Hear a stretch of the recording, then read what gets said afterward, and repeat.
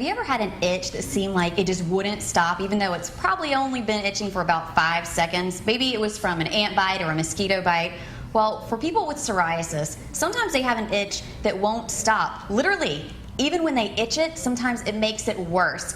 So today we have board-certified dermatologist Dr. Bender here. He's with Gulf Coast Dermatology and Skincare. Going to be talking about psoriasis and some of the treatments, the causes, anything that you want to know. And first of all, I want to talk about what's happening in someone's body who has dermatitis. What causes that?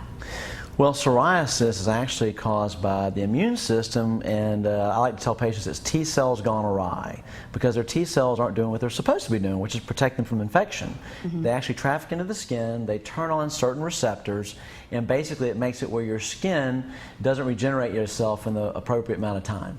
Okay, and this is something that anybody can get, right? Yes, it's something that anyone can get. Certainly we know that there are some genetic situations where patients have a history of it in their family, so it can be hereditary. And but a lot of my patients, there's no family history at all. And it can be seen on the elbows, on the knees, but really anywhere. It can be seen anywhere. The most common places are elbows, knees, scalp, even the palms and soles can be involved. But certainly there are other patients, unfortunately, that can have it from head to toe as well. And there's some symptoms that aren't even superficial.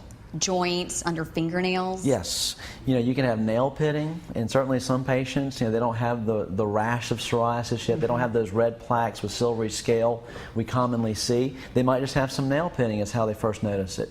They may have, like you were talking about, some joint pains. So we always have to be cognizant of those other symptoms that are going on with psoriasis as well. And as I mentioned earlier, sometimes, if we have an ant bite, a mosquito bite, we can itch it and it'll provide some temporary relief. But for these patients, they itch it and it'll make it worse. Why is that? Well, actually a lot of patients, they don't get real itchy with their psoriasis. It's asymptomatic. But for patients who certainly are itchy, we really don't know exactly why. We think that it again has something to do with T cells. Certainly that's what causes psoriasis. Now, what about treatment?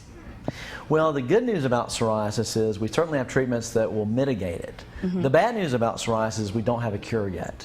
Right. So, a patient has certainly skin problems with psoriasis, whether it's on their scalp, their elbows, or knees. If they have more of a limited type of psoriasis, we can give them something topical to use. And, I love treatment topically, or we can do something like a laser treatment for psoriasis that's approved. It's narrowband UVB therapy. I like treating psoriasis with both of those modalities because there's very, very little risk with those treatment options. Now, if you have someone who's starting to get more, the arthritic changes of psoriasis, or they've got psoriasis on greater than 15-20% of their body, it becomes kind of hard to treat that topically. So we might want to think about doing one of the newer biologic therapies, which patients can inject those at home. Or there are newer treatments out there where we actually inject them maybe every 3 months in the office. And so that's really nice because it used to be the only option for psoriasis was topical creams. You'd have to slather your whole body from head to toe with creams. Now we actually have new medications that you can inject once every other week, even once every quarter.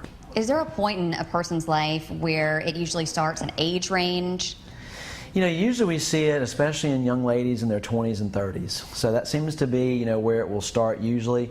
But I generally don't even give patients, that kind of predictor because I see it in all age ranges. Sometimes it waits till later in life to start. Sometimes, for example, with guttate psoriasis, that's the teardrop-shaped psoriasis, that can actually start after like a upper respiratory infection.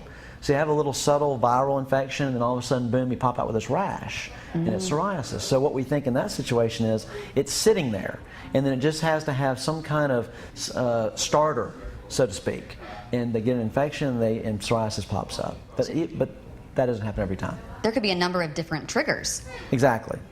All right, so of course, if you think you may have psoriasis, you want to make sure that you find a board-certified dermatologist. Definitely. I mean, it makes sense. Find someone who has a lot of experience with treatments in the skin, and dermatologists, as part of our training, certainly see a lot of psoriasis. Most of the time, we can diagnose it just by looking at it, so you don't need a biopsy.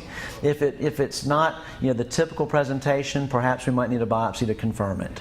But the bottom line is, I think you're going to be in better hands if you see a board-certified dermatologist for that treatment. All right, so if you've noticed any itchy, flaky patches of skin on your body, could be a good time to check out a board-certified dermatologist like Dr. Bender.